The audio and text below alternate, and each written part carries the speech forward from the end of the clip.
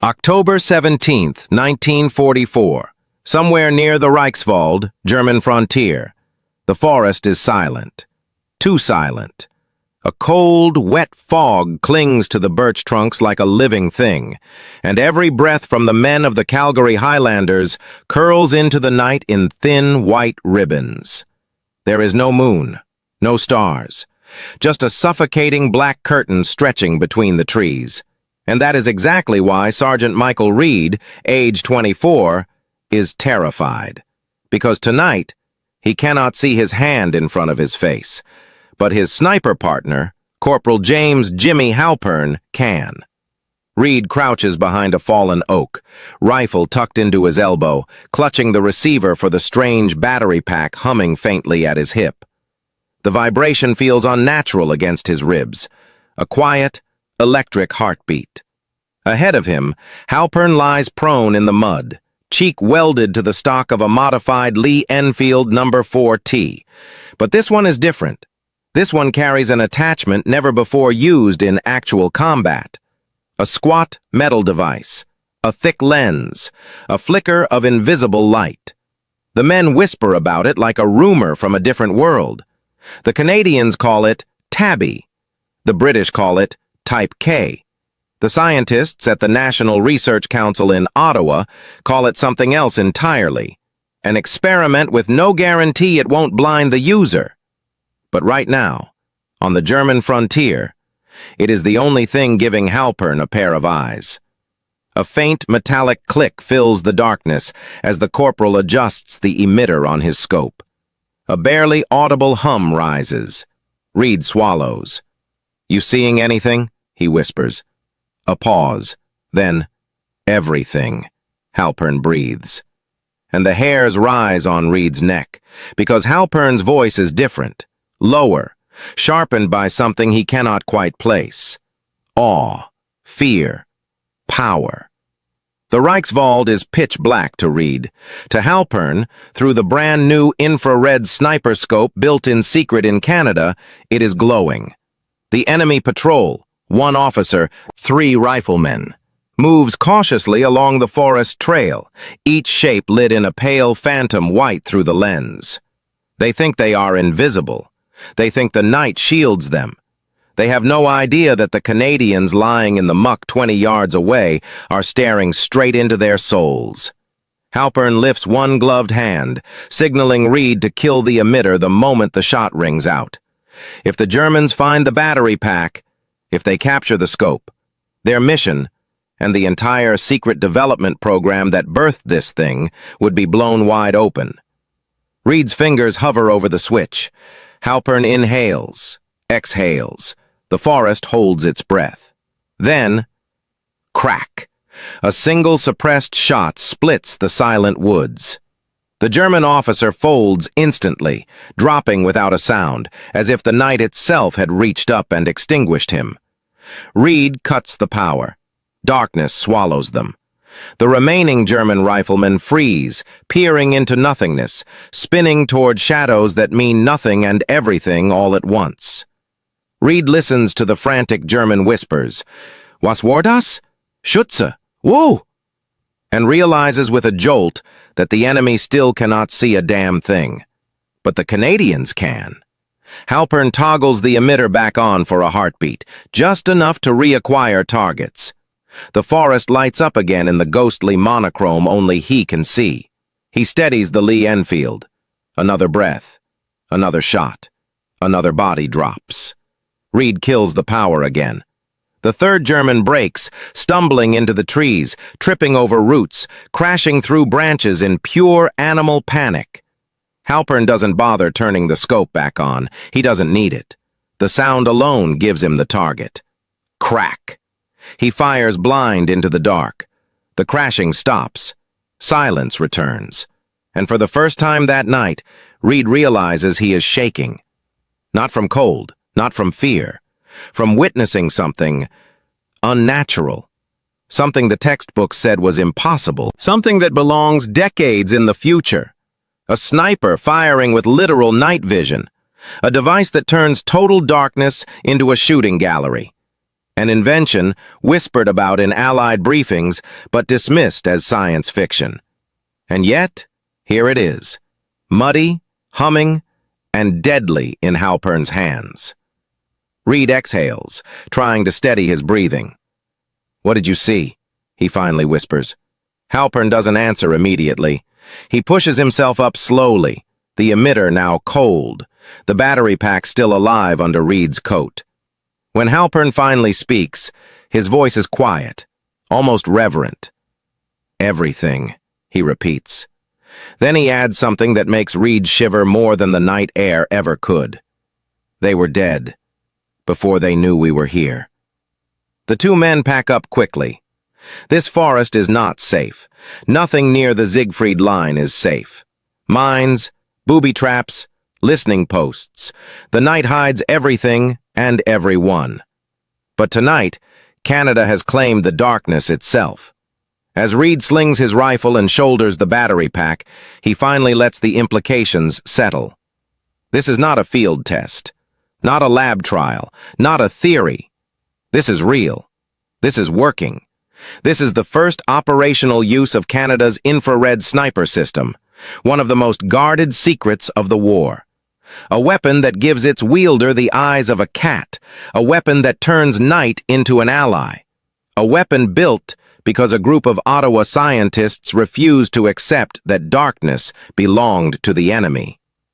And as the two Canadians melt back into the forest, the hum of the emitter fading into the night, Reed realizes something else. If this technology spreads, if every Allied sniper can see in total darkness, then every battlefield from Normandy to Holland to the Rhine changes overnight. But that story, the story of how Canada, a country with no pre-war electronics industry to speak of, became the world leader in infrared warfare, does not begin in the Reichswald. It begins far from the front lines, across an ocean. Inside a quiet building in Ottawa, no civilian was allowed to enter. A building whose windows never opened, whose lights burned at all hours, whose hallways smelled of ozone, hot metal, and burnt glass. A building where engineers and physicists whispered ideas so strange that even other scientists thought they were mad. The National Research Council, the NRC, Canada's secret laboratory. And in 1940, they set out to do something absurd, give soldiers the power to see the invisible. Inside those locked rooms, surrounded by schematics and test tubes and blackboards full of equations, even other engineers struggled to decipher. A small team worked on an idea that seemed like witchcraft. If the enemy hides in darkness, make a tool that erases darkness. If the human eye cannot see infrared light, build a device that can. If soldiers are blind at night, give them a new kind of vision altogether. The British were skeptical. The Americans were curious. The Germans had no idea any of this was even possible. But Canada? Canada jumped headfirst into the future. The first prototypes were nightmares, heavy, unstable, prone to exploding glass tubes and overheating coils. Testers got flashed, shocked, burned, and once even knocked unconscious when a battery spilled acid onto a table and ignited. But the NRC team refused to quit. They had one mantra, scribbled on a chalkboard outside the lab. If light exists, we will find it.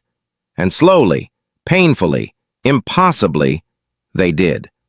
By 1942, the NRC produced the first working infrared viewer ever used in the Allied armies. By 1943, they were producing thousands of Tabby scopes, vehicle-mounted IR spotlights, and night vision rifle sights. By 1944, the technology in Sergeant Reed's hands was not a prototype. It was a weapon so secret, so advanced, so utterly beyond anything Germany fielded, that even Allied commanders struggled to believe it worked. But the snipers on the front line? They didn't need to believe. They only needed to pull the trigger. June 3, 1940, Ottawa, Canada. National Research Council Laboratories. The guards outside the Sussex Drive complex are sweating through their uniforms. Summer heat clings to the air like syrup, and the men standing at the gate have no idea why they've been ordered to double their watch. All they know is this: anyone entering this building must sign 2 documents, a secrecy oath and a waiver acknowledging unusual risk. Inside, the corridors hum with electricity, the whir of transformers, the glassy ping of cooling vacuum tubes, the low, unsettling growl of generators that never stop. On the 3rd floor, in a cramped lab filled with wires, burnt-out bulbs, and solder fumes, Dr. Gerald J. Cox leans over a metal cylinder the size of a beer bottle. His hands are trembling, not with fear, but excitement. "Again," he tells his assistant. The assistant flips a switch. The room momentarily goes pitch black, a heartbeat of silence. Then, a faint, ghostly green glow flickers inside the cylinder. Cox inhales sharply. "It's holding," he whispers. For the first time in days, he lets himself breathe. This is not a weapon, not yet. It is a crude, fragile, barely stable infrared converter tube, a device that can take invisible IR light and translate it into something the human eye can see. But to Cox, this flickering green glow is as profound as a sunrise, because he knows something the generals do not. The future of night combat belongs to whoever masters this light. Behind him, Dr. Harry Thode scribbles notes, muttering calculations under his breath. Another engineer logs voltage fluctuations. A third measures tube temperature with a trembling thermometer. These men, chemists, physicists, radio engineers, are not soldiers, but they understand something soldiers cannot. War is increasingly being fought with electrons, not bullets. That conviction drives the NRC's infrared program into dangerous territory. Within days, the labs begin producing crude IR emitters, glass bulbs filled with heated filaments, glowing invisibly to the human eye. By the 2nd week of June, they've built a prototype handheld viewer nicknamed the Cat's Eye, though the men privately call it the Widowmaker. Why? Because half of the prototypes explode after 30 minutes of use. The glass shatters, the coils melt, the casing overheats to the point of blistering skin. But Cox refuses to stop. "We're not building a toy," he reminds them. "We're building a revolution." The breakthrough nobody expected. By early 1941, with Britain reeling under nightly Luftwaffe raids, London sends desperate cables across the Atlantic. "Need infrared tech. Urgent. Any stage of development." The British have radar, searchlights, and night fighters, but nothing that can help a soldier creeping in the dark. Nothing that lets a sniper see movement through a pitch-black hedgerow. Canada responds with something shocking. "We have prototypes. Testing underway." The British scientists don't believe it. Canada, with no electronics industry to match Britain's or America's? Canada still viewed as an agricultural nation? Impossible. Then Ottawa sends samples. When British scientists place the tube to their eyes for the first time, when the IR lamp switches on across the room, when glowing forms leap into view, furniture, coats, outlines of men, lit up in pale spectral light, they send a second message. "Unbelievable! Continue immediately. Require mass production." But mass production will require something close to madness. The NRC has only 8 labs. They need 20. They need 3 times the staff. They need high-grade glass Canada doesn't even manufacture.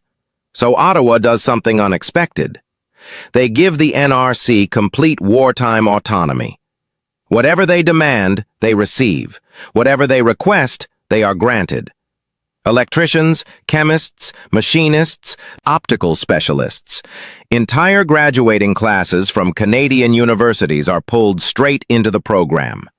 Canadian Car and Foundry, Research Enterprises Limited, REL, and smaller factories across Ontario begin producing precision lenses, metal casings, battery packs, and filter housings. Historians will later call this one of the most incredible mobilizations of scientific manpower in Canadian history, and one the public never heard about. Not then, not for decades. Training the invisible marksman. By 1942, the prototypes become field-ready devices. The British codename them Tabby. Canada simply calls them IR viewers. The first rifle-mounted versions arrive at a British training range under strict secrecy. Every soldier attending signs an oath. No photographs, no written descriptions, no discussing the device outside the bunker.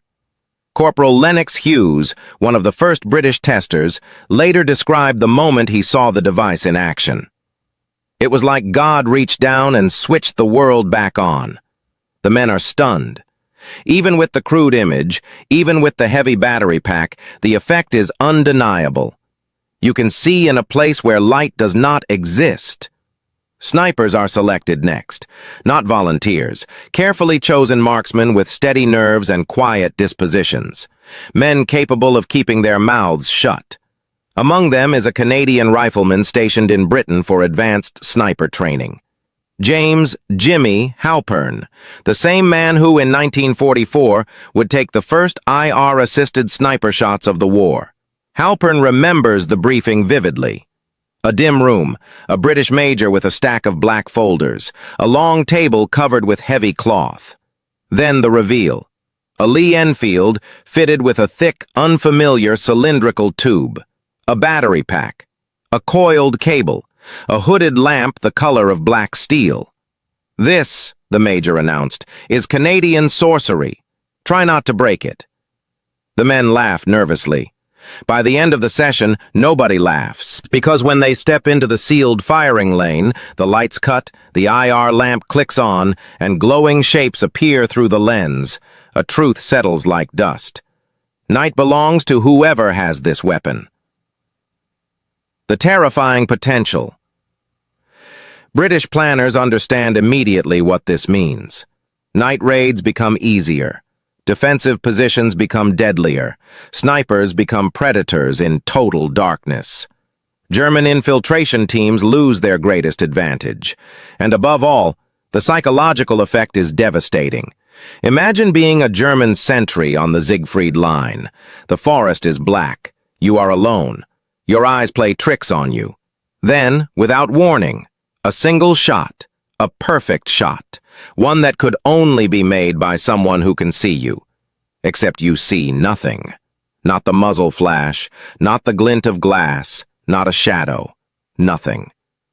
The Germans begin describing these attacks as Dunkelsplitter, shards of darkness. Some units believe Allied snipers have trained animals. Others think it's witchcraft. A few, encountering the accuracy of Tabby-assisted snipers, report to their officers, "The Canadians can see at night." The officers dismiss it, until the casualties continue. The bottleneck. But Canada faces a problem the frontline soldiers will never see. Each IR tube must be blown by hand, in a sealed chamber, by specialists with years of training. A single mistake ruins the tube. Some batches fail entirely. Production speeds up, but not fast enough. The NRC works day and night. Engineers collapse on benches. Glassblowers burn their palms. Technicians fall asleep in their chairs. But by late 1943, the breakthrough happens. A new manufacturing method stabilizes the converter tubes. Mass production finally becomes realistic. Thousands of devices begin rolling out. Not just sniper scopes, not just handheld viewers. Canada also produces IR tank driving systems, IR vehicle lamps, IR perimeter alarms, IR searchlights for night convoys. Things the world didn't believe existed until long after the war. The British begin deploying them across the European theater. American officers request samples. Even the OSS sends men to Ottawa to observe. And all of it leads, directly, inevitably, to the night Sergeant Michael Reed and Corporal Jimmy Halpern lie in the Reichswald with a device no German soldier has ever imagined. A device that turns darkness into daylight. A device that gives 2 Canadian snipers an impossible advantage. But as astonishing as the technology is, its greatest test and greatest controversy is still ahead. The moment when the Tabby system meets its most dangerous opponent, German countermeasures, and the battle for the night begins. February 4th, 1945. Hochwald Gap, Western Germany. Forward observation ridge. Snow crunches underfoot as Corporal Jimmy Halpern crawls across frozen earth, the battery pack on his back digging into his ribs with every movement. His breath trails in pale ribbons. The cold isn't just biting, it's cutting. Tonight, the Tabby scope is quiet, dark, unused, and that terrifies him more than anything.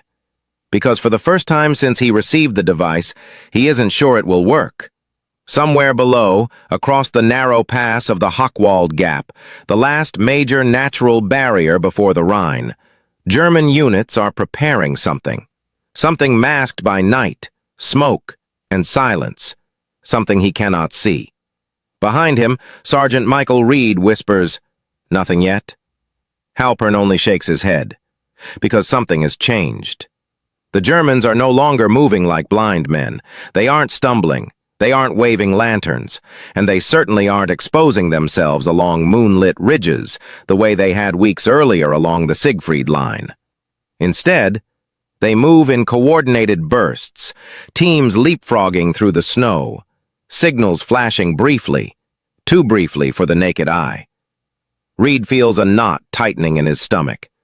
"Jimmy, what if they—" "I know," Halpern says quietly. He doesn't need Reed to finish. What if the Germans have finally figured it out? What if they know the Canadians, the Allies, can see in the dark? A flicker of light. Halpern flips the emitter switch. The scope warms in his hands. The internal tube glows faintly. The familiar green-white shimmer begins to fill his vision. The snow-covered trees appear first. Ghost silhouettes, jagged, icy branches, the outline of shattered farmhouses reduced to charcoal skeletons. Then, movement. 3 Germans, crouched low, white winter camouflage, advancing carefully. To Halpern, through the Tabby system, they are glowing figures moving through a ghost dream. But something is wrong. Their faces, their helmets, their rifles, all reflect nothing. No shine. No flare, no telltale IR bounce. Halpern inhales sharply. This is new. He adjusts the scope again. No change. "Michael," he whispers, "they're wearing something. Something on their uniforms. It's absorbing the infrared." Reed blinks, stunned. "Infrared camouflage? That's impossible." Halpern exhales slowly, never taking his eye off the lens. "Not impossible," he murmurs, "just inevitable." Because the truth is simple. The moment Canada turned the night into daylight, the enemy would try to steal that daylight back. The race to blind the snipers. What Halpern doesn't know, what no sniper in the field knows, is that 2 weeks earlier, far behind the lines in a German research facility near Kummersdorf, Wehrmacht scientists made a chilling discovery. Captured Allied IR lamps, ones mistaken for signal lights, had been tested against battlefield fabrics. The light behaved strangely. Most materials reflected, some absorbed, but a few, particularly those with soot-treated fibers, devoured the IR beam completely. Invisibility. Not to the naked eye, but to the Tabby. The Germans had no equivalent to Canada's technology, no working IR tubes, no functioning image converters, not even an emitter powerful enough to illuminate more than 20 feet. But they had come up with the next best thing. Deny the enemy's advantage, create darkness within the darkness. Tonight, Halpern was staring straight at it. "They're changing the night." Reed watches Halpern's face pale under the dim glow of the scope. "Tell me what you see." Halpern swallows. "They're wearing coatings, treated cloth, something that kills the reflection. They still glow a bit from their body heat, but barely. Can you hit them? I can, Halpern says slowly, but only if they make mistakes. A long silence stretches between them, filled only by the distant rumble of artillery and the relentless whisper of falling snow. Then Reed asks the question every Allied sniper will soon face. What happens when they perfect it? Halpern doesn't answer, because in that instant, both men understand. Night vision is no longer just a weapon. It's a battlefield, and the Germans are fighting back. Ottawa's last gambit. Weeks earlier and half a world away, the NRC had already anticipated this problem. Not because intelligence predicted it, but because scientists, true scientists, understand that every advantage is temporary. In a sealed basement room at the Ottawa lab, Dr. Cox and his team were experimenting with a terrifying enhancement. A stronger IR emitter, twice the range, triple the output. The device had a nickname whispered among technicians, Hell's Lantern. Turn it on, and anything within 300 yards would light up under the tabby like a ghost caught in a spotlight. But the power requirements were monstrous. The batteries overheated. The tubes vibrated under load. Some prototypes blew out spectacularly, coating walls in molten glass. Still, Cox pressed on. We created the night, he told his team. Now we must defend it. Unbeknownst to Reed and Halpern, one of these prototype emitters is already en route to the front, packed in straw, under military guard, labeled with a false designation. And tonight, Halpern wishes he had it. Because the modified camouflage the Germans are using, crude but effective, means the old tabby lamps are nearing obsolescence, and the night is becoming contested territory.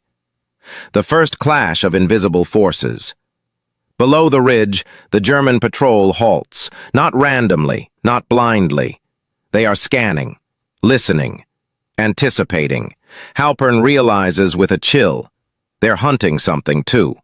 They aren't the prey tonight.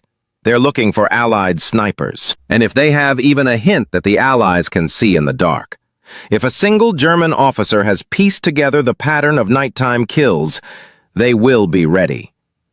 Michael, Halpern whispers, they know we're out here. Because of the IR? No, because of the silence. German units expect nighttime gunfire, machine guns, mortars, rifles in sporadic bursts. But the precision kills of the last few weeks, kills made by weapons aiming through the Canadian scopes, have been too clean, too surgical. The Germans think Allied snipers have become devils in the darkness. They are not wrong, but they are learning, evolving, adapting. Halpern's decision. Halpern steadies his breathing. The glowing shapes shuffle closer, careful, coordinated, silent. He knows what he must do. Not fire, not retreat. Something else. Something only a sniper with his training and his equipment can attempt.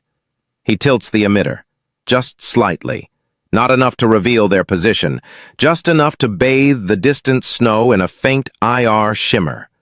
And suddenly, faint outlines bloom. Their faces remain dark, their uniforms remain muted, but their shadows glow. Infrared shadows. Halpern's eyes widen. They hid their bodies, he whispers, but they forgot the ground. Reed's breath catches. You can see their footprints? Yes. Can you take the shot?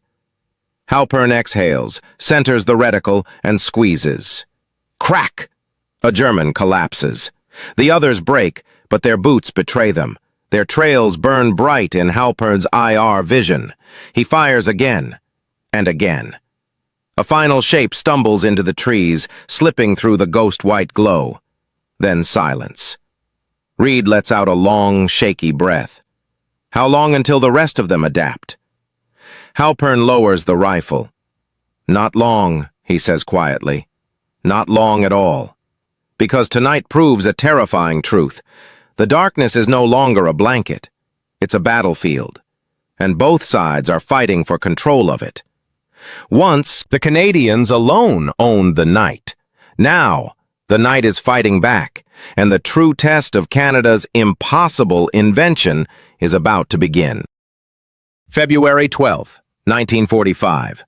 Nijmegen Salient, Netherlands. Allied Forward Operations Bunker.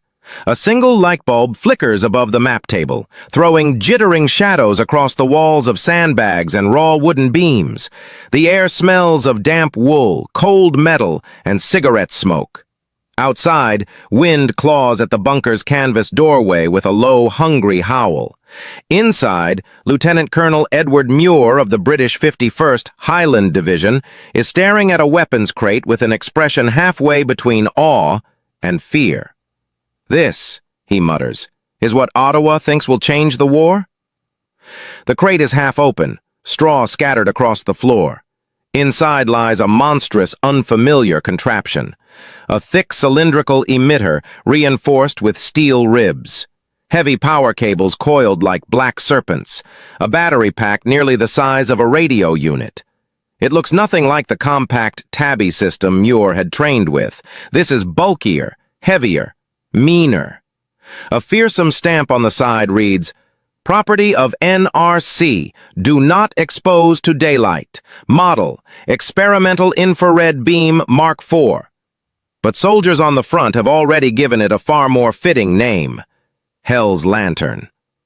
Sergeant Reed and Corporal Halpern stand at rigid attention, mud still caked on their boots, eyes fixed on the new device. They have just arrived from the Hochwald. They know what this emitter means, and what it must counter. Colonel Muir gestures toward them. "These are the Canadians who've been using your tabby scopes in live action," he tells the scientists in the room. "And they say the Germans are adapting." The lead NRC engineer, a thin man with soot-stained hands and wire-rimmed glasses, steps forward. Reed thinks he looks more like a librarian than the creator of a battlefield superweapon. "Adapting is expected," the engineer says simply. "The Germans are clever, but our response is ready." He places a hand on the reinforced cylinder. "This," he says, "is range." Another touch. "This is power." Then he adds, almost as an afterthought, "And this is dangerous." The warning no one wants to hear. He clears his throat. This device emits infrared light at intensities strong enough to illuminate entire fields. It will reveal anything, and anyone, carrying a reflective signature. Camouflage won't matter. Body heat won't matter. Shadow won't matter. He pauses. "But it has side effects." Reed tilts his head. "Such as?" The engineer's voice lowers. "The battery can overheat. The converter tube may shatter under continuous use, and if the beam is reflected..." Halpern's eyebrows shoot up. "Reflected?" "Yes," the engineer says carefully. "If the Germans coat their armor or optics with the right material, the beam could bounce back. And you do not want to be looking through the scope when that happens." Reed glances nervously at the emitter. "So it can blind you." "Blind? Possibly. Kill you? Also possible. The energy load is substantial." Halpern gives a slow whistle. "So it's a bargain with the devil," he mutters. "A lamp that can either win the night or burn the man holding it." The engineer doesn't disagree. Colonel Muir steps forward, clearing his throat. "Gentlemen, the High Command has issued new orders. German infrared countermeasures are spreading. Patrols report soot-treated cloaks, charcoal-lined jackets, even experimental anti-reflective paints." He taps the emitter. "Which means this thing goes into the field tonight." Reed straightens. "Tonight, sir?" "Yes, Sergeant, tonight." Halpern feels his pulse quicken. "But, sir, we've barely trained with it." Muir gives him a hard, uncompromising stare. "Neither have the Germans." Behind him, a map of the Nijmegen sector reveals the real objective. A network of woodland routes the Germans use to reposition at night. A crossroads, a communication trench, a narrow clearing leading toward a half-frozen creek. Until now, the darkness has protected that route. Tonight, the Allies plan to turn that darkness against its makers. Muir nods toward the emitter. "Get familiar with your new toy," he says grimly. "You deploy in 1 hour." Into the Black Woods, March 1st, 1945. 0117 hours. East of Mook, Netherlands. Forest approach route. The woods are deathly quiet. Reed and Halpern advance through the frost-crusted underbrush, accompanied by a small escort team of British infantry. The prototypes, both the emitter and Halpern's modified scope, weigh heavily on them. Reed whispers, "Jimmy, if that thing blows, we'll be cooked." Halpern doesn't deny it. "If it works," he says softly, "we'll own the night again." They reach the edge of a clearing. Reed plants the emitter tripod. Halpern kneels beside him and checks the scope alignment. The forest ahead is a wall of shadow. Nothing moves, nothing breathes, nothing reveals itself. Reed places his hand on the switch. "You ready?" Halpern settles his cheek behind the sight. "Light it." Reed flips the switch. Hell's lantern awakens. A low, throbbing hum fills the clearing.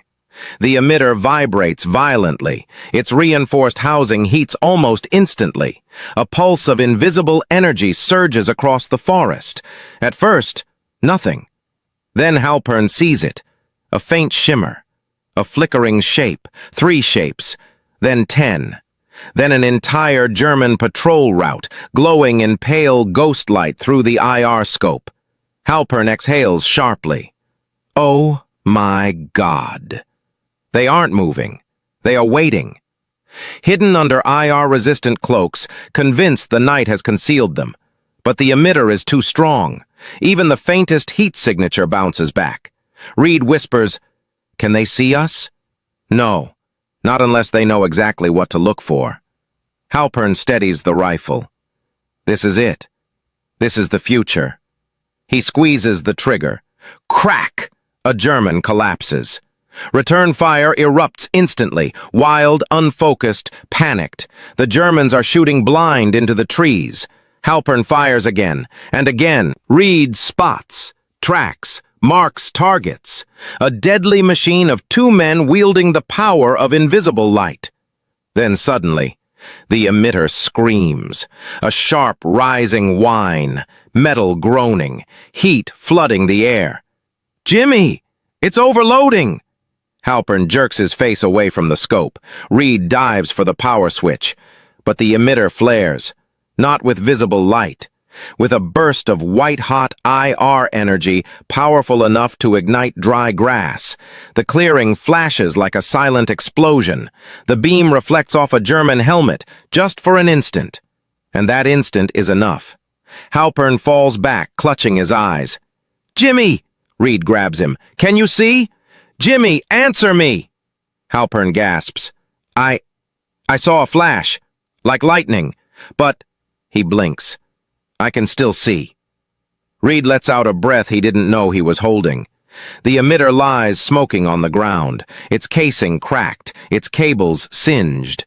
But around them, the German patrol has been devastated. The night, for now, belongs to the Canadians again. The terrifying realization.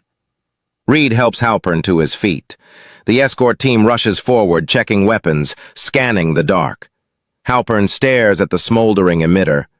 "Michael, this thing is too dangerous to use twice." Reed nods slowly. "But it proves something." Halpern turns toward him, eyes still adjusting. "What?" Reed glances at the glowing remains of the German patrol. "If we can see them, and they can't see us, the war changes." Halpern swallows. "And if they learn to see us?"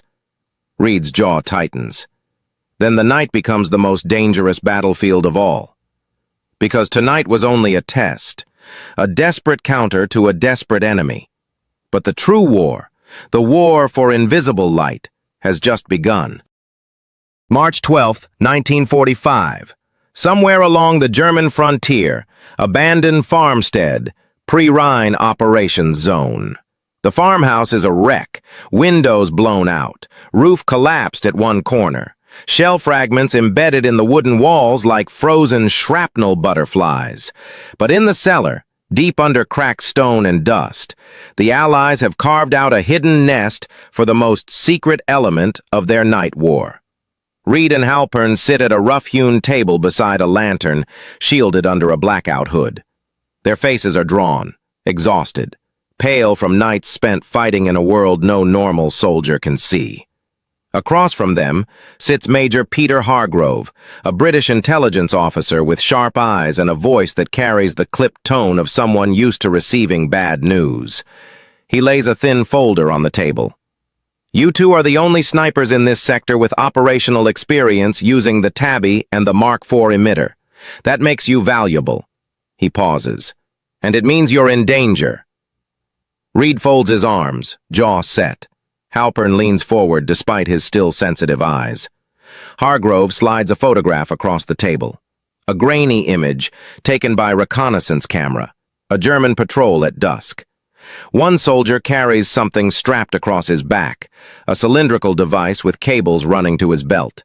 It is crude, bulky, ugly, but its silhouette is unmistakable. A German-made IR emitter. Halpern's throat tightens. They're copying us. No, Hargrove says quietly. They're improvising. They don't have converter tubes like ours. They're still years behind. But they've begun weaponizing IR beams without visual confirmation. Reed frowns. How does that work? They can't see an IR. Hargrove taps the photo. They don't have to. They're saturating areas with IR light to expose reflective Allied gear. Buckles, optics, even unpainted metal plates. Once they spot a flash of reflection, they fire machine guns and mortars into the area. A silence so heavy it might as well be smoke fills the room. Halpern whispers, "They're firing at our shadows." The war moves into the lightless realm. Hargrove spreads several maps across the table. Red pencil marks indicate German positions. Purple marks show suspected IR light saturation zones. Yellow dots mark recent Allied casualties with unexplained precision hits after dark. The pattern is unmistakable. They're not blind anymore, Hargrove says. Not fully. Reed leans back, rubbing his forehead. So what does this mean? Hargrove's answer is grim. It means nighttime is becoming lethal for both sides. No more one-way advantage. No more perfect invisibility. He closes the folder. It means you two aren't just snipers anymore. You're specialists in a new theater. Halpern feels the weight settle on him like a winter coat. A theater with no maps, no doctrines, no precedents. A theater fought with invisible beams and unseen dangers. He looks at Reed. We're fighting a war nobody will believe for 50 years. Reed only nods. Enter the Ghost Range. March 24th, 1945. Edge of Wesel Forest. Canadian Training Sector. Unofficial. The Allies have secured a narrow patch of forest behind the lines, a secret testing ground. They call it the Ghost Range. A dozen Tabby scopes, 4 Mk4 emitters, stacks of batteries, boxes of soot-treated fabrics, anti-reflective coatings, and reflective decoys. Several Allied snipers, engineers, and officers shuffle between improvised stations under blackout tarps. A Canadian major barks, "Don't point the emitters at each other. Do you want to blind half the Corps?" Another shouts, "Check your lens filters. If they fracture, it'll flash your whole retina." Reed and Halpern move between instructors like veterans of a dark art. They are assigned to demonstrate the German countermeasures, the soot-treated cloaks, the angle-based concealment tricks, the IR-absorbent snow smears the Germans have learned to apply to helmets. As Halpern demonstrates how a German patrol vanished under IR, an American observer whistles low. Damn, they're animals. How the hell do they come up with this stuff? Reed answers quietly, "They're scared. Scared men adapt fast." The first night duel. Training is interrupted by an urgent message. Forward post near the Rhine. Enemy probing force detected. Unusual night activity. Possible new IR tactics. Halpern feels a chill rush through him. A British captain strides into the range. "You two," he says, pointing to Reed and Halpern. "Grab your equipment. You're coming with us. Reed tightens his sling. Halpern picks up the rebuilt Mark IV emitter, repaired, reinforced, and still humming with that strange, dangerous promise. Night falls like a curtain as they move into the forest. Snow crunches. Wind moans through leafless branches. Somewhere far ahead, a single German rifle cracks, a probing shot. Reed sets down the tripod. Halpern takes position behind the rifle. But as the scope warms, he stops. "Michael, wait." Reed lowers his hand from the switch. "What is it?" Halpern adjusts the angle, moves it left, moves it right. Then he sees it. A faint line, a shimmer, like a trail of heat floating in the night. Reed whispers, "Is that?" "Yes," Halpern breathes. "It's the German emitter. They're sweeping the forest." Reed curses under his breath. "If they sweep over us, they'll know exactly where we are," Halpern finishes. For the first time, two IR beams, Canadian and German, move through the same forest. Two forces fighting in an invisible band of light, each trying to reveal the other. A duel fought with beams no human eye can see. Halpern switches on the emitter, halfway. Not full power, just enough to distort the enemy's sweep. The forest glows faintly. German outlines appear, distorted, smudged, flickering like heat mirages. Halpern steadies the rifle. "They're close," Reed speaks softly. "Win the night, Jimmy." Halpern exhales and fires. The moment the war shifts. The German emitter suddenly jerks upward. Its beam scatters into the treetops. Shouts erupt. Branches snap. Snow sprays in white clouds. Halpern fires again and again. Then, silence. The German beam goes dark. Reed lets out a shaky breath. "You did it!" Halpern keeps scanning. "No," he whispers. "We survived it." Because the truth is clear. Tonight proves the enemy now fights in the same invisible world. The advantage is shrinking. The night is no longer Allied property. It is contested, chaotic, deadly. A battlefield with no light, no mercy, and no rules. And the war for it is reaching its climax. March 28th, 1945, 02:11 hours, near the Rhine, outskirts of Wesel, Germany. Rain falls in thin, icy needles, tapping against helmets and dripping from the skeletal remains of bombed-out trees. The air tastes of brick dust, cordite, and the slow rot of waterlogged earth. Reed wipes a streak of mud from his face. Halpern kneels beside him, the rebuilt tabby-scope humming softly as he adjusts the focus. He blinks through the ghostly white glow filling his vision. The world feels distant, flattened, painted in pale light that only he can see. Around them, the forward detachment waits in tense silence. Tonight is not a patrol, not a probe, not a test. It is an assault. One timed precisely with the largest crossing operation the Allies have attempted since D-Day. Operation Plunder. The full-scale assault across the Rhine. But before the river crossing begins, one threat must be neutralized. A German IR-equipped reconnaissance unit has fortified itself in the shell of a collapsed factory overlooking the river road. Their emitter sweeps have already cost the Allies 2 night patrols, shredded by machine guns firing into the dark with frightening precision. The Germans don't need night vision. They only need a flash of reflected metal, a buckle, a bolt, a rifle scope seen through a narrow slit. And they fire.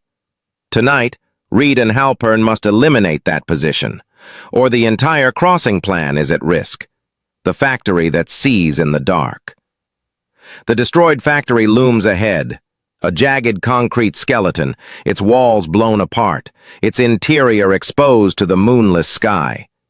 A collapsed smokestack leans at a dangerous angle. Halpern whispers into the comm set. "Confirmed German IR sweeps?" A British observer scans the distant ruins through binoculars. "Confirmed," he murmurs. "Intermittent pulses, 30-second intervals. They're scanning irregularly, trying to throw us off." Reed nods grimly. "They know we know. And they know we're coming." Halpern settles behind the rifle, adjusting the angle. Michael, this isn't like last time. They're not stumbling. This is coordination. Reed's jaw tightens. Then we do the same. He turns to the escort team.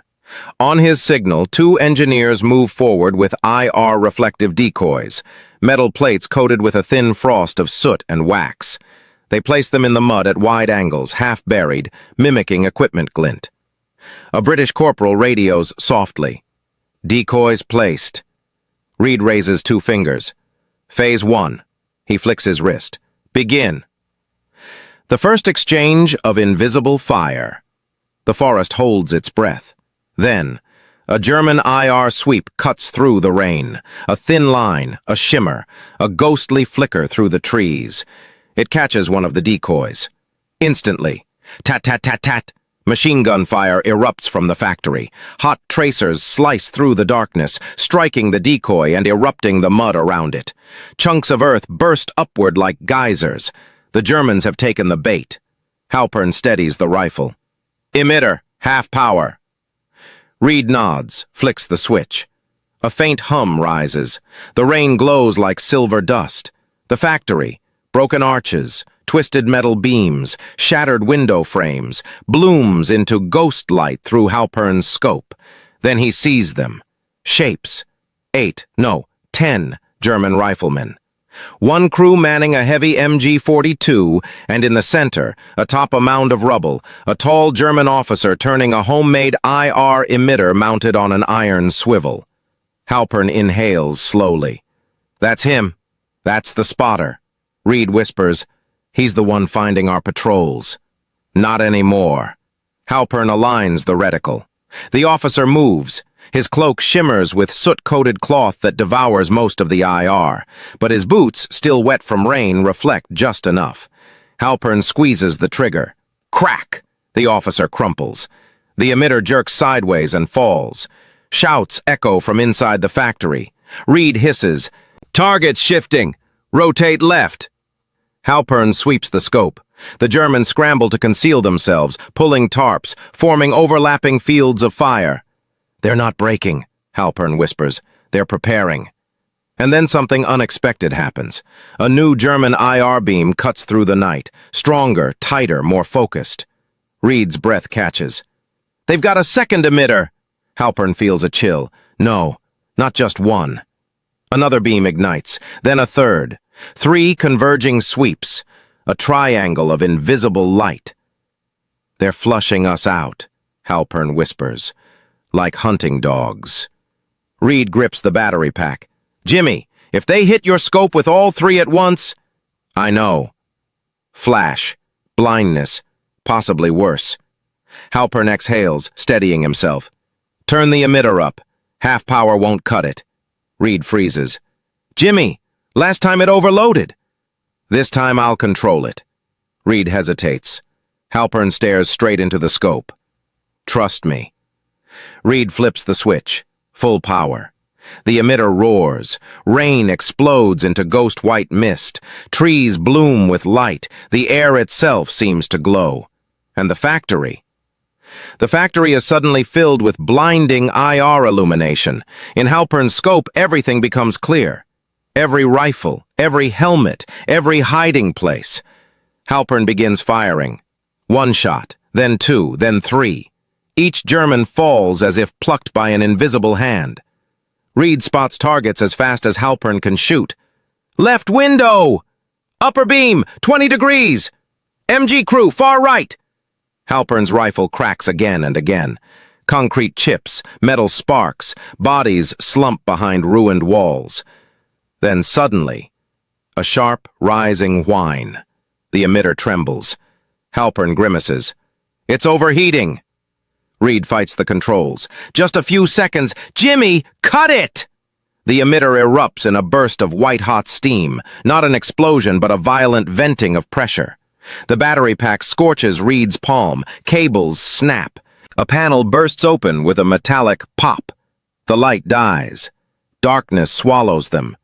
Reed gasps. Halpern blinks, pulling away from the scope. Rain-mud silence. He opens his eyes. No pain.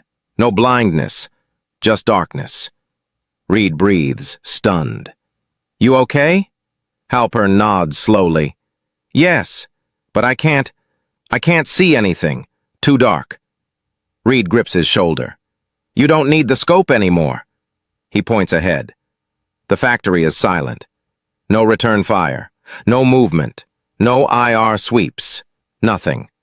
The Germans are gone. Halpern exhales a long, shaky breath. The night, he whispers, is ours again. But victory comes with a warning. As engineers arrive to secure the ruins, Halpern sits on a chunk of collapsed concrete, cradling the damaged emitter. Reed sits beside him. You realize, Halpern says softly, this is the most dangerous weapon we've ever used. Reed nods. And the most fragile. Halpern's voice drops to a whisper. What happens when the Germans build a stable version? What happens when someone else does? The Americans? The Russians? Reed doesn't answer. Thunder rumbles over the Rhine. Searchlights sweep the horizon. Artillery begins warming for Operation Plunder. The two snipers watch the night sky glow with distant flashes. Artillery tracer fire incendiaries, falling in arcs, like falling stars. Reed stands, offers Halpern a hand. Come on, he says. The crossing starts soon. If the night's ours, we'd better help hold it. Halpern takes his hand and rises slowly. The war is approaching its end. But the war for the night, the realm of invisible beams, unseen dangers, and silent duels, has only just begun. March 29th, 1945. 03:40 hours. Rhine River, near Wesel, Germany. Operation Plunder. Main crossing phase. The river is alive. Engines rumble. Assault boats slap against waves. Searchlights sweep desperately across the water, catching only rain and smoke. Artillery thunders like a heartbeat in the dark. The entire world is a storm of sound and shadow. Sergeant Michael Reed can barely hear his own thoughts. He and Corporal Halpern crouch inside a sandbagged slit trench at the riverbank, the remains of the Mark IV emitter lying broken beside them like the bones of some prehistoric animal. Ahead, British and Canadian assault teams begin pouring into the river in landing craft, their silhouettes little more than flickers against the burning horizon. Reed grips Halpern's arm. Jimmy, how's your vision? Halpern blinks into the darkness. His eyes sting. The spectral afterglow from the emitter still dances in faint patterns when he blinks, like ghosts behind his eyelids. It's coming back, he murmurs. Slowly, but it's good enough. Reed nods, relieved but wary. Tonight's mission is simple and impossible. Prevent German IR reconnaissance units from targeting the crossing boats. Blind the enemy. Kill any spotters before they can sweep the river. The entire operation, thousands of men, depends on two Canadians who can see in the dark. The enemy in the fog. A distant flicker catches Halpern's attention. Not visible light. Infrared. He raises the scope, carefully, gingerly, scanning the opposite bank. Shapes bloom, ghost silhouettes moving along trench lines, teams pushing something up an embankment. Halpern's breath catches. Michael. Reed swings toward him. What is it? Halpern adjusts the focus. They've built a panoramic IR array. Reed freezes. A what? A sweep system. Multiple emitters rigged to a rotating frame. They're trying to scan the entire river at once. Reed's blood runs cold.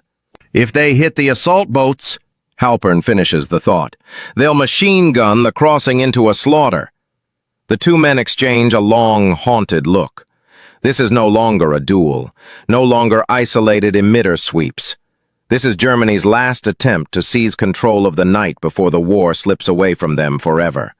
And it is aimed at thousands of Allied soldiers currently mid-river. Reed grips Halpern's shoulder. We take it out, whatever the cost. Halpern nods. A river of fire and metal. Mortar rounds begin landing along the shoreline, kicking up fountains of dirt and water. Wooden assault boats buck like wounded animals as crews paddle desperately across. Shouts, screams, the roar of artillery. Every second Halpern wastes is another boat drifting into a kill zone. He scans the far bank. There, he whispers. 3 emitters, 1 generator, a single control team. He steadies the rifle, but before he can fire, a sudden flash streaks through the darkness, not from the Germans, from the river. A boat hits a submerged obstacle.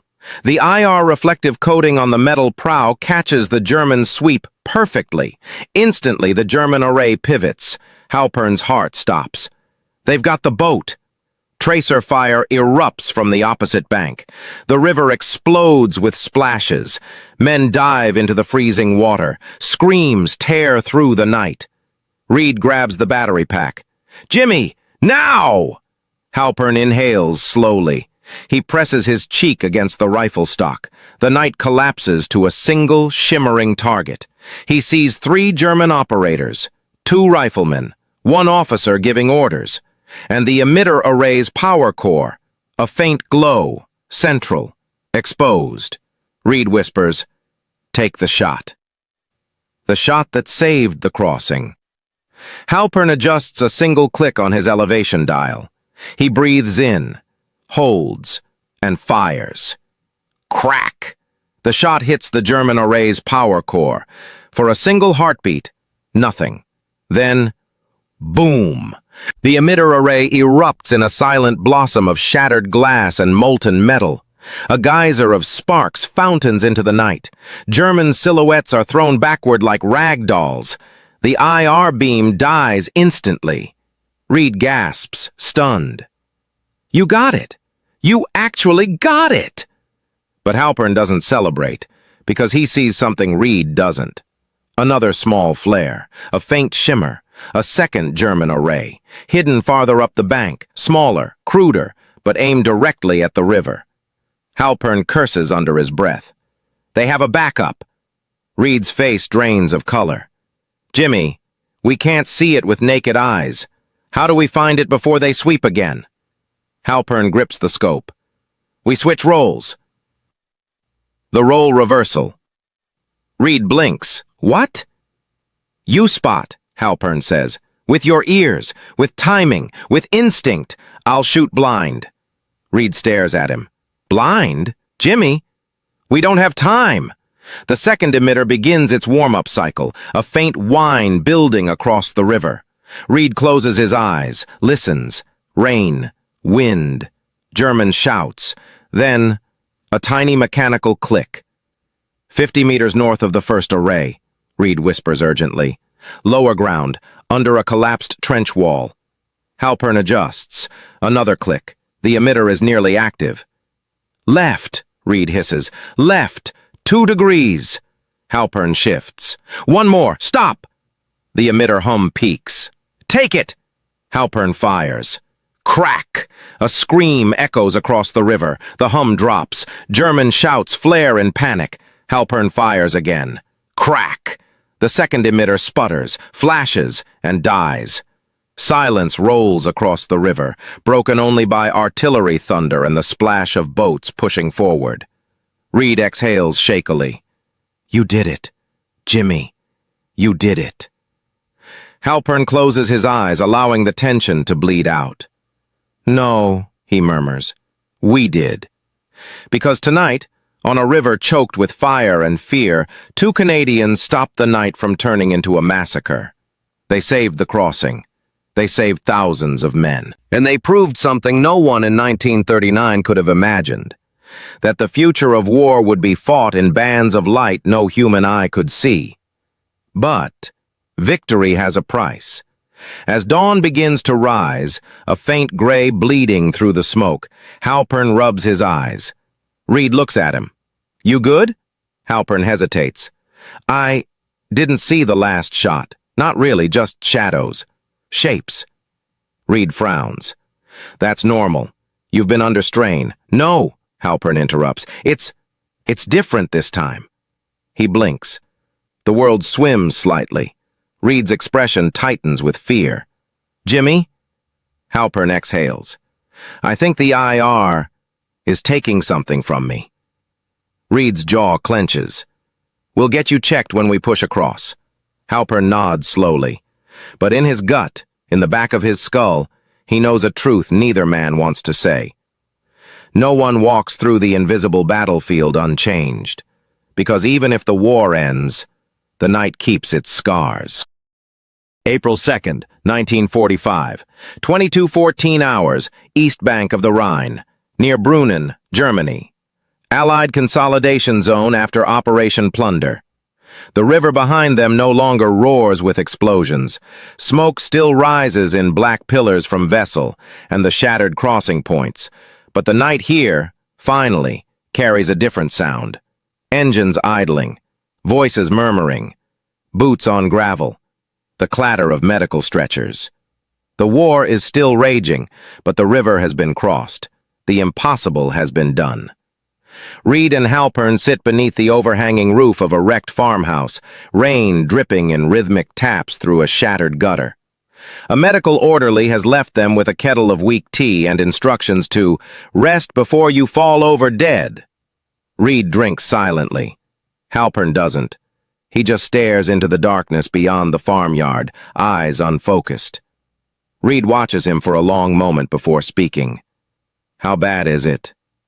Halpern blinks, slowly, as if pulling himself back from someplace far away. It's not blindness, he says quietly. Just distortion. The world feels like it's still glowing, like shadows that aren't really there are moving.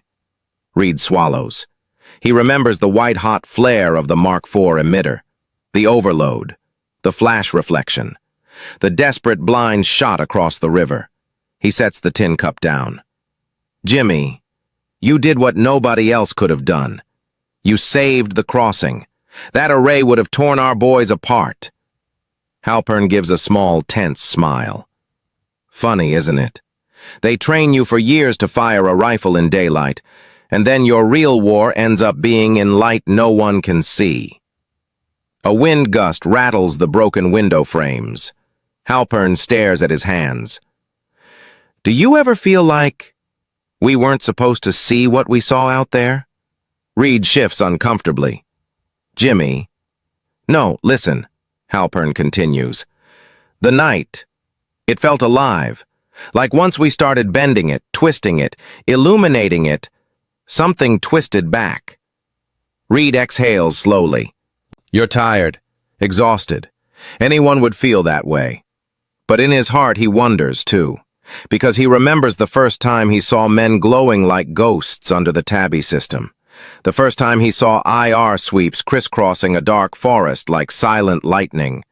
The first time invisible beams clashed like swords. And he remembers the cost. A visit from British intelligence. Footsteps crunch outside. A silhouette appears in the doorway. Trenchcoat soaked, boots muddy. Major Peter Hargrove steps in, water dripping from his hat brim. Sergeant, Corporal, he nods stiffly. I'm here for your debrief. Reed straightens. Sir, our rifles are secured. The batteries... Not that debrief, Hargrove interrupts. The other one. Halpern stiffens. Hargrove approaches and sets a metal case on the table.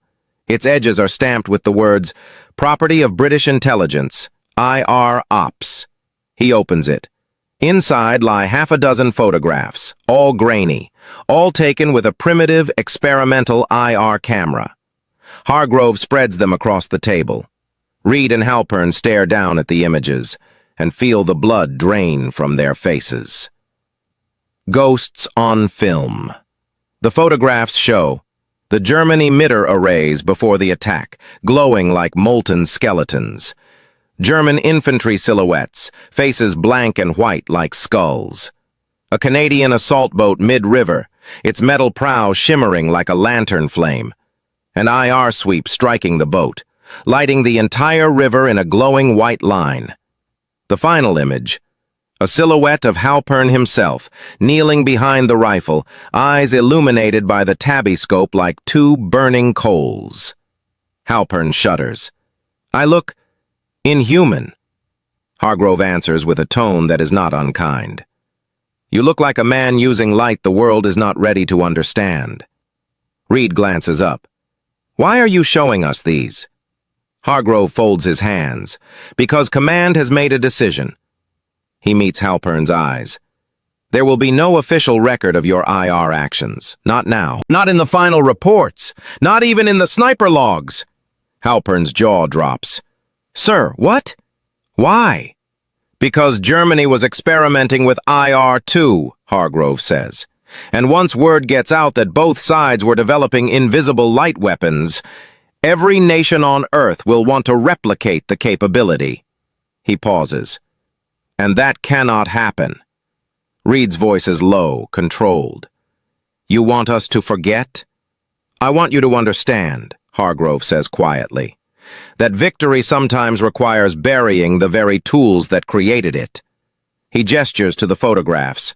Men in London, Ottawa, Washington, they will study this technology. They'll prepare it for a different kind of war, a war that may not come for decades. Halpern whispers, a Cold War. Hargrove doesn't answer, but the silence is enough. Hargrove closes the metal case. You two will be reassigned to regular sniper operations until the end of the war. No more IR deployments. The emitters are being crated for secure transport. Reed frowns. Sir, Halpern's eyes will be treated privately, Hargrove says softly, and off the record. Halpern stares at the floor. So that's it. Months of invisible fighting, nights we almost died, and nobody will ever know. Hargrove's expression tightens, not with authority but with sympathy. One day, he says, when the world is ready, someone will tell this story. He places a hand on the case. But for now, this war, the war for the night, ends here. He turns away. Thank you, gentlemen. You saved the crossing. You saved lives. That is enough. The door creaks shut behind him. The rain continues. The silence stretches. Halpern whispers, Michael, did we do the right thing? Reed rests a hand on his friend's shoulder. Jimmy, we fought in the dark so others could live in the light. Halpern closes his eyes. For the first time since the Reichswald, he feels tears. Not of pain, not of fear, but of relief. And of something else. The weight of carrying a war no one will ever see. April 12, 1945, 10:06 hours. Outskirts of Hilden, Germany. Abandoned Wehrmacht technical facility. H. Stella. The compound is eerily quiet. Snowmelt drips from the corrugated iron roof in slow, heavy drops. A chain-link fence lies twisted open where Allied sappers breached it. Inside the perimeter, barracks and workshops stand half-burned, as if someone tried, and failed, to destroy the evidence in a hurry. Reed steps over a fallen sign written in sharp Gothic letters. Nachttechnisches Versuchsprogramm. Night Technology Experimental Program. Halpern follows close, hands tucked into his greatcoat, eyes still sensitive but functional. The medical officer had warned him. No bright light, no sudden exposure, and stop staring through that damn scope unless you absolutely must. But Halpern can feel it, the pull, the curiosity, the desire to understand whether the enemy suffered as he did. A British escort officer, Captain Sloan, waves them forward. Intel says the Germans evacuated 3 days ago, Sloan mutters. Probably burned whatever they could, but we need confirmation, photographs, any surviving tech. Reed exchanges a glance with Halpern. They sent us for this? Sloan shrugs. You two know what their kit looks like better than anyone. Besides, he lowers his voice, Command wants to know how close the Germans were to matching your Tabby devices. Halpern steps into the shadowed main hall. Let's find out. The room of scorched secrets. Inside the first building, the air smells of charred wood, battery acid, and something chemical, sharp enough to sting the nose. Tables have been overturned. Blueprints lie in ash heaps, glass tubes shattered into glittering shards. Halpern studies a warped metal cylinder lying on the floor. Its paint is bubbled from heat, its cables severed. Reed kneels beside it. Is that an IR emitter? Halpern turns it gently. No, not like ours. This is primitive. No focusing lens, no modulation, just a brute force flood lamp. Sloane scribbles notes. So they weren't anywhere close? Halpern hesitates. No, they were close in concept, not execution. Reed stands, dusting off his knees. Meaning? Meaning they understood the battlefield was shifting into the infrared spectrum. They just didn't have the science to control it. The next building tells a different story. The German answer to Tabby. The lab is intact, barely. The fire didn't reach here. Shelves of glass converter tubes line the walls, many cracked, others coated in dust. Sloane whistles. What in God's name? Halpern approaches one tube, holding it up to the dim skylight. Its internal elements are crude, oversized plates, uneven electrodes, glass flaws everywhere. But the intent is unmistakable. Sir, Halpern says slowly, these are image converters. Reed's jaw drops. Like ours? Like ours, Halpern confirms, but 20 years behind, maybe more. He sets the tube down and moves to a workbench covered in notebooks.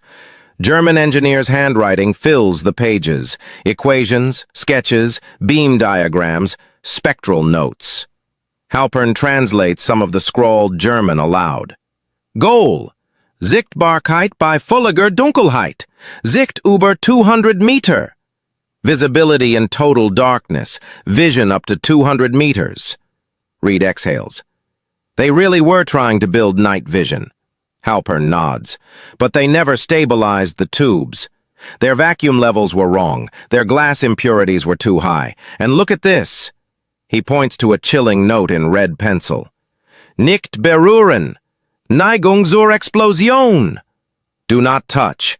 Prone to explosion. Reed grimaces. Sounds familiar. Halpern places a hand on the bench, steadying himself. It's too familiar. Too close to Ottawa's early failures, and he realizes something deeply unsettling. If Germany had started this work a year earlier, they might have matched Canada. A cold shiver runs through him. The final discovery. A mirror to the night. The last room is sealed by a heavy steel door. Sloane forces it open with 3 soldiers and a pry bar. Inside, the room is dark. Reed flips a small flashlight on and freezes. So does Halpern. Mounted on a reinforced bench, pointed toward a sandbag test wall, sits something unmistakable. A prototype sniper scope. Not a viewer, not a bulky emitter, but a weapon-mounted optic. German, crude, but real. Sloane whispers, My God, they were building sniper IR scopes? Halpern steps forward, hands trembling. The device is massive, nearly 4 times the size of the Canadian scope. Its lens is a cloudy, uneven disc. Its housing is welded steel. Cables spill out the back like exposed nerves. But worst of all, inside the eyepiece faintly burned into the glass lies a blackened circle where a converter tube exploded. Halpern stares into it, horrified. Reed asks quietly, What happened to the operator? Halpern swallows. They died. There's no doubt. Sloane clicks his pen. So they failed. Halpern shakes his head. No, they almost succeeded.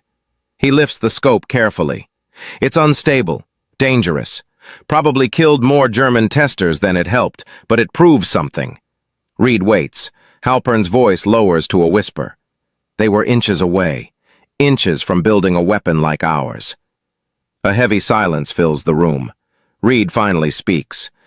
If the war had lasted another 6 months, Halpern finishes it.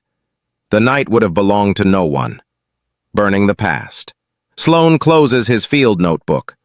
Orders are clear. Photograph everything, then we destroy it. Reed nods. Halpern hesitates. Part of him, the scientist, the operator, the man who lived in that invisible world, wants to preserve this place. to understand it, to learn from it, to compare scars. But the soldier in him understands the truth.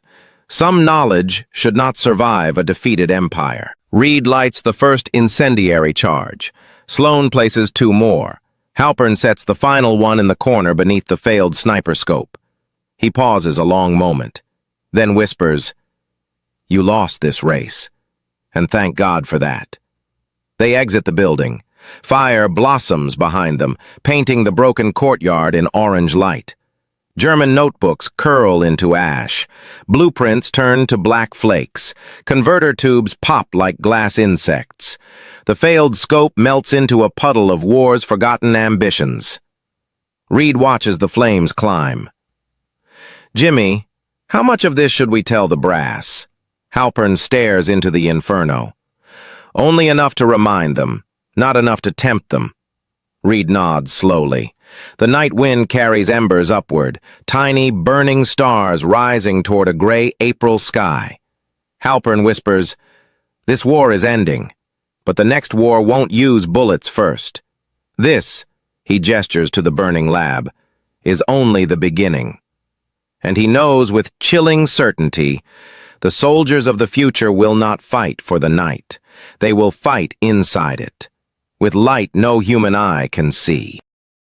April 26th, 1945, 1840 hours, Lüneburg Heath, Germany. Forward observation point. Wind rolls across the grasslands in long, rippling waves. Sunset bleeds orange over the horizon, fading into indigo and then into the deepening bruise of night. It is almost over.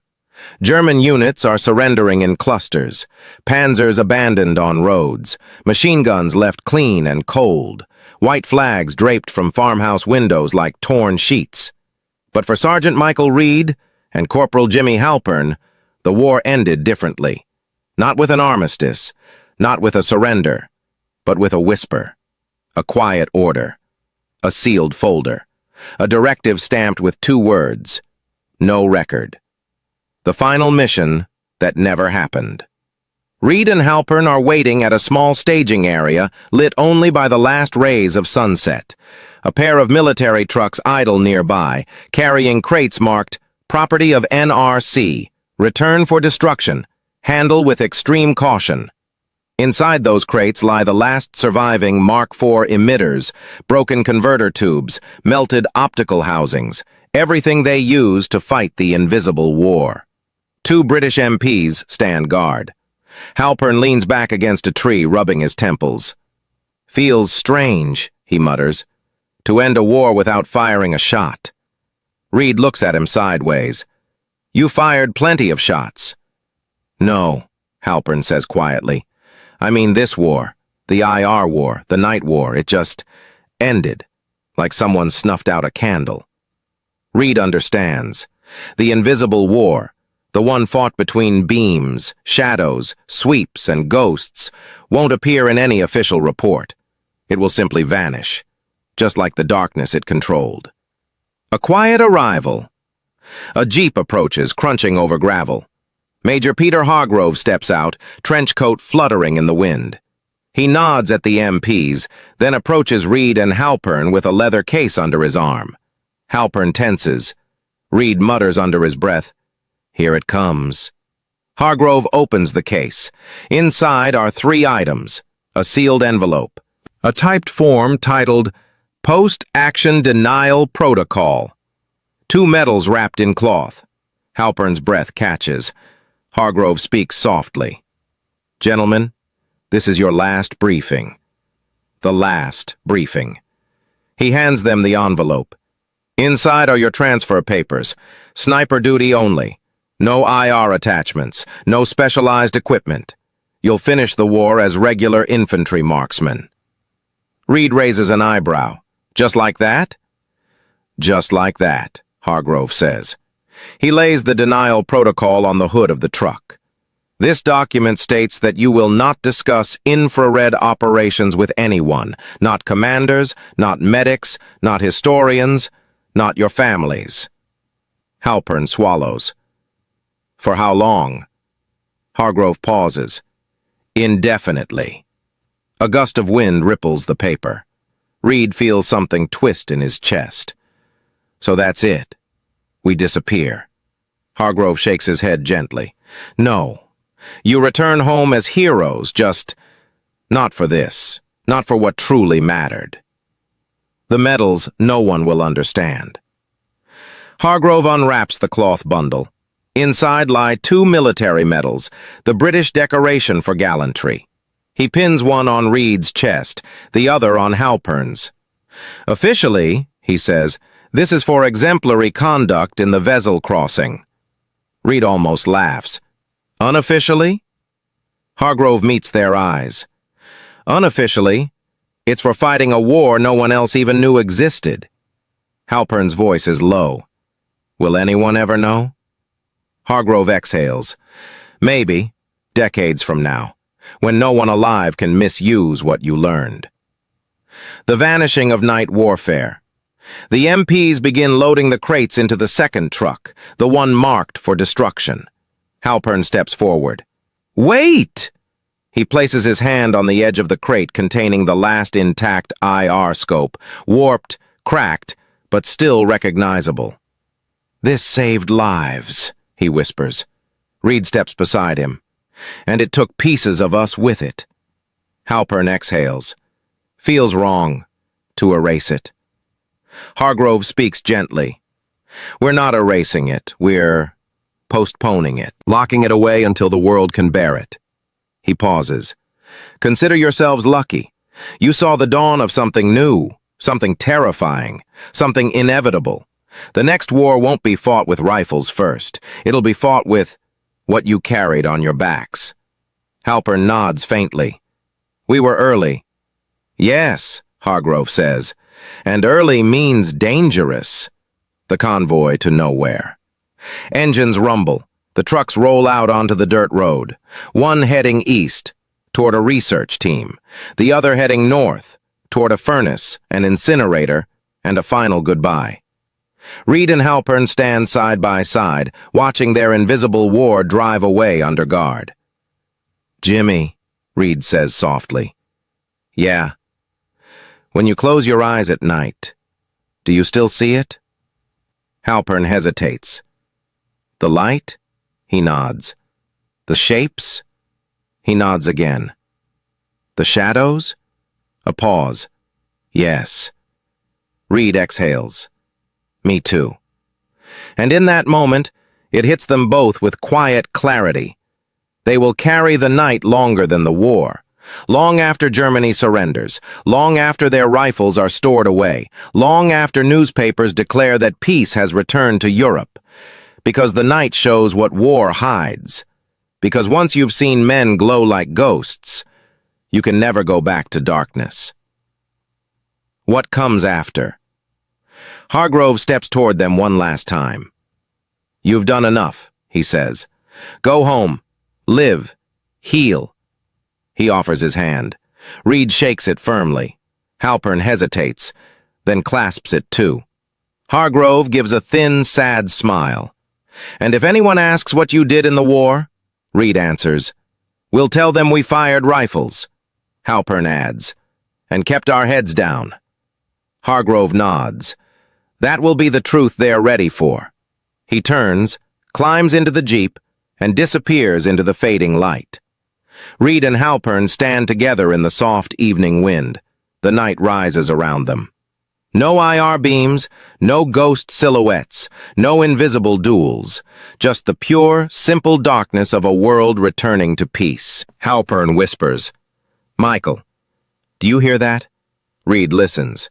Only wind, only grass, only silence. What is it? He asks. Halpern smiles faintly. Nothing, he says. For once, absolutely nothing. And it is the sweetest sound he has ever heard. May 18th, 1945, 09:55 hours. Liverpool Docks, United Kingdom, repatriation terminal. Fog rolls over the harbor in thick, muffled curtains, swallowing the shouts of dock workers and the metallic clank of cargo cranes. Ships crowd the quay like exhausted giants, hulls scraped, paint blistered, flags tattered by months of wind and war. Among the long lines of soldiers waiting to board transport vessels home, two figures stand apart. Reed, Halpern. No rifles, no scopes, no battery packs humming on their hips, no invisible beams. Just two men with duffel bags slung over their shoulders and the quiet, hollow look of soldiers who fought a battle nobody else saw. Halpern squints across the water. Bright sunlight dances on the waves, too bright. He raises a hand to shield his eyes. Reed notices. "Still sensitive?" he asks softly. Halpern lowers his hand, forcing a thin smile. "Doctor says it'll fade, eventually." "And if it doesn't?"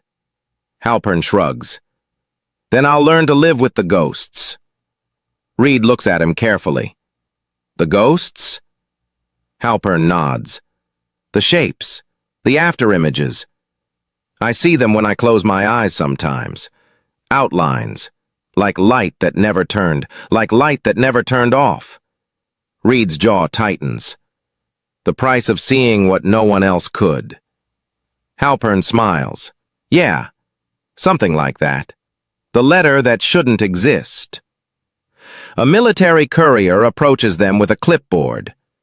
"Corporal Halpern?" he asks. Halpern takes the offered envelope. The courier moves on. Reed raises an eyebrow. "You expecting something?" "No," Halpern murmurs. He opens it carefully. Inside is a single sheet of paper, typed, unsigned, stark in its simplicity. "The contribution you made during Operation Plunder will never appear in the official record, but it will not be forgotten. You helped drag the future into the present. Rest now. One day the world will understand the war you fought." Halpern reads it twice. Reed leans over his shoulder. "Who's it from?" Halpern folds it slowly. "No name, no rank, no seal." Reed grunts. "Hargrove." Halpern slips the letter into his coat pocket. "Maybe." Boarding home.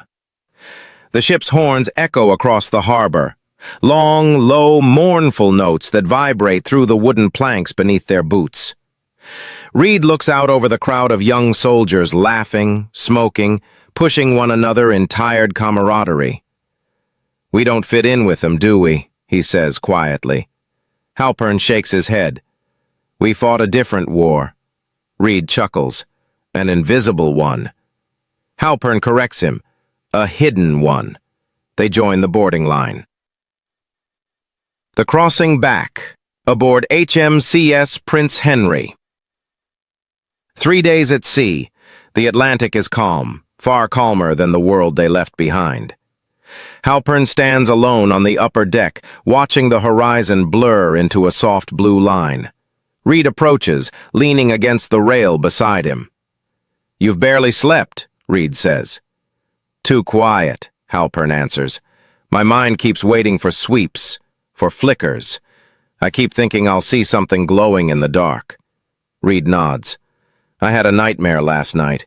I was back at the river, but instead of water it was just blackness, thick, like tar, and something in it was looking at me." Halpern looks at him. "The night," he says softly, "isn't empty. We just pretend it is." They fall silent together. Just two silhouettes standing on a ship's deck, the ocean stretching endlessly around them. No beams, no hums, no German sweeps cutting through darkness. Just the soft rush of waves. Home soil. May 29, 1945. Halifax Harbor, Canada. Banners flap in the wind. Brass bands play. Families wave from the docks. Reed and Halpern disembark into the chaos of cheers and embraces, but no one is waiting for them. No one knows what to congratulate them for. No one knows what they truly survived. Reed scans the crowd. "You heading west?" Halpern nods. "Yeah, then home. Then, who knows?" Reed extends a hand. "Whatever happens," he says, "I'm glad I fought the dark with you." Halpern grips his hand firmly. "And I'm glad the dark didn't win." They release. Reed walks away toward a waiting rail car. Halpern remains a moment longer, staring out at the water. Then something catches his eye. A reflection. Not bright, not sharp, just a faint shimmer, like a memory of infrared light dancing across the surface of the harbor. He blinks.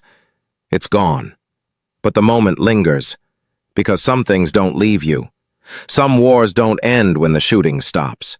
Some shadows stay with you, shifting at the edges of your vision, reminding you of the places only you have seen. The places no one else will ever believe existed. Halpern exhales softly. Goodbye, he whispers. To Reed, to the war, to the night, to the invisible battlefield that shaped him. He turns and walks away. The epilogue. No one heard. In Ottawa, months later, crate-stamped IR program, confidential, are sealed in a deep storage facility. Locked, forgotten, silent. Years will pass, then decades. Historians will puzzle over rumors of Canadian night vision in World War II. Veterans will tell stories nobody believes. Documents will surface, fragments, hints. But the truth will remain buried deep beneath time.